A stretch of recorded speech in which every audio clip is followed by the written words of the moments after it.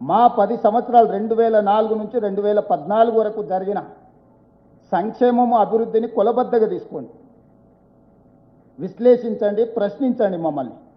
2014 నుంచి 2026 వరకు almost December 2023 వరకు వాళ్ళే ఉన్నారంటే ఆల్మోస్ట్ 10 ఇయర్స్. 2 సార్లు రాజశేఖర రెడ్డి గారి నేతృత్వంలో ఏర్పాటు చేసిన మా ప్రభుత్వం, 2 సార్లు చంద్రశేఖరరావు గారి నేతృత్వంలో ఏర్పాటు చేసిన ఆ ప్రభుత్వాన్ని పోల్చండి.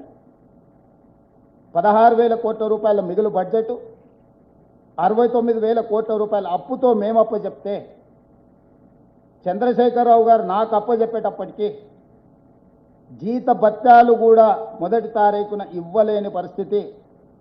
రిజర్వ్ బ్యాంకులో చేబదులు కింద 1,000 కోట్ల రూపాయల అప్పు, బ్యాంకుల్లో 8,11,000 కోట్ల రూపాయలు, 4 రకాల అప్పులు ఉంటాయి.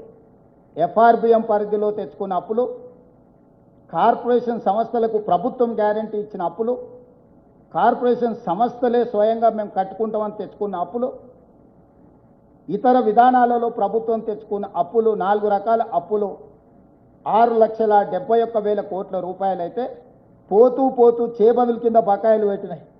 కాంట్రాక్టర్ల బిల్లులు 50,000 కోట్లు పెండింగ్ పెట్టినాయి. ఉచిత విద్యుత్ సంస్థలకు సింగరేణికి ఒక 30,35,000